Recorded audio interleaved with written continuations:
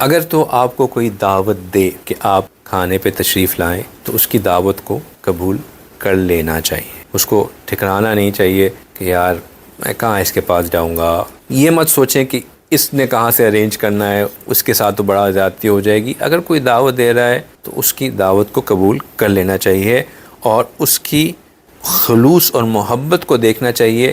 یہ بات نہیں دیکھنی چاہیے کہ یہ میری شان کہاں اور وہ کہاں, یہ بلکہ آپ کے اندر تکبر کا اظہار ہے اگر آپ دوسرے کو چھوٹا سمجھ کے اس کی دعوت کو ٹھکرائیں. اگر آپ کو کوئی دعوت دے اور آپ روزے کی حالت میں ہو تو پھر اس وقت اس بندے کے لیے کم از کم یہ ضرور کرنا چاہیے کہ اس کو یہ بتانے کے بعد کہ میں روزے سے ہوں, اس کے لیے دعا کر دینی چاہیے. اور یہ بھی ہے کہ اس کے لیے دعا جو کرنی چاہیے وہ اس کی مغفرت کے لیے اور برکت کے لیے دعا کرنی چاہیے اگر آپ روزے سے ہوں تو. ایک چیز ذہن میں رکھنی چاہیے کہ یہ جو دعوت قبول کر کے ہر دعوت میں شامل ہو جانا, اس میں کچھ چیزیں خیال رکھنی چاہیے.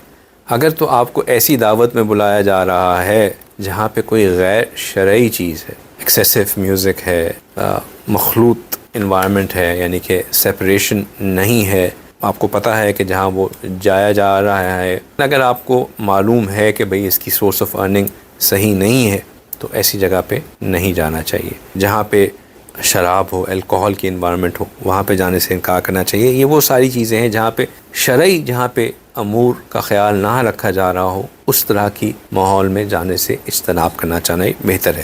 وہاں پہ اگر آپ پولائٹلی اگر انکار کر دیا جائے تو وہ بہتر ہے. اب اس میں ایک اور بات بھی آ جاتی ہے کہ اگر آپ کو رشتہ داروں میں شادی ہے, اس شادی کے اوپر بلایا جا رہا ہو تو پھر کیا کرنا چاہیے. اب شادی کا موقع ہے اور سارے خاندان والے جمع ہو رہے ہیں اور ہم صلہ رحمی کے اوپر اتنی بات کرتے ہیں کہ کتنی اہم چیز ہے. اب کیا کریں, شادی پہ جائیں یا نہ جائیں, اس طرح کی شادی میں شریک ہوں یا نہ ہوں.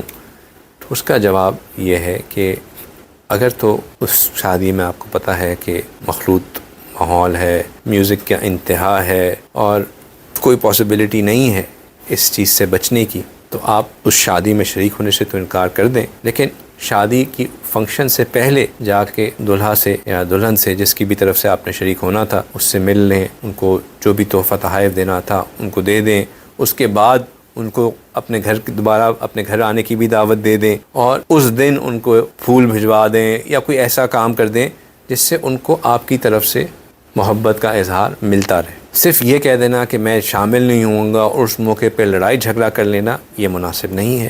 آپ شامل تو مت ہوں, لیکن اس سے پہلے اور اس کے بعد اپنی محبت کا اظہار, ان سے اپنا میل جول جو شرعاً جائز ہے اور عین شرعی حق بھی ہے, اس کو ضرور قائم رکھیں.